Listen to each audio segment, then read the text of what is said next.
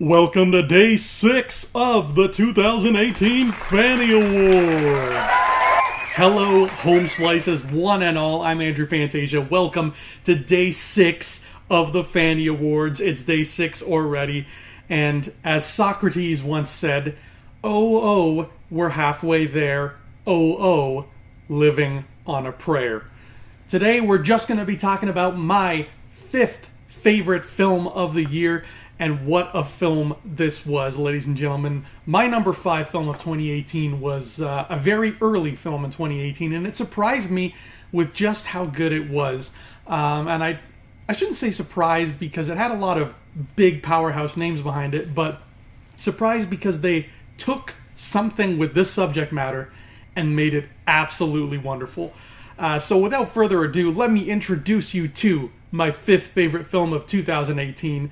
Ladies and gentlemen, the one, the only, The Post.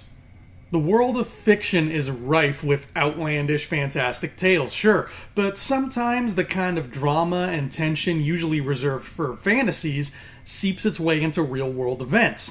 And when that happens, preserving it for prosperity is always a good idea, if for no other reason than to remind ourselves that, yeah, the history of the human race can be downright incredible at times. After World War II, the United States of America rested on its laurels for a few decades, content with the fact that they emerged from one of the most brutal conflicts in human history as, for lack of a better term, the good guys. Fast forward to the early 1970s to an administration that has grown stagnant and corrupt, and suddenly, they're not the good guys anymore. The Post tells the story of America's growing dark realization that they're no longer living in the romanticized, black and white, John Wayne-fueled America of days yore. Suddenly, America is the nation with the corrupt leader calling the shots.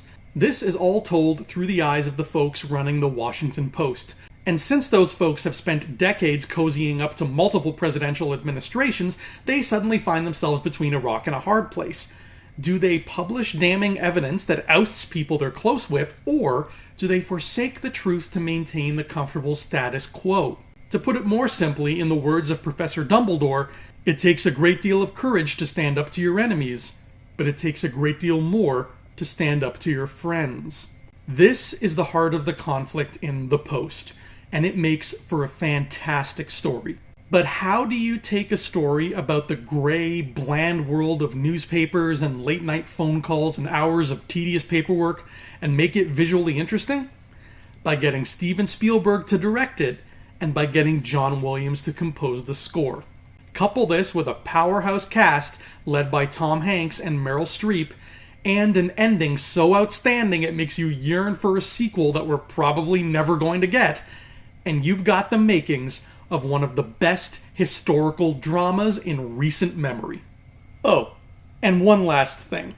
Marvel, if you're looking for somebody to play the new J. Jonah Jameson in your Marvel Cinematic Universe, maybe give The Post another watch and look carefully at this performance.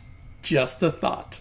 The Post may be a very Hollywood movie with a typical, happily ever after kind of ending, but it's also a very sobering tale, especially in these trying times. So congratulations to you, The Post, for being my 5th favorite movie of the year.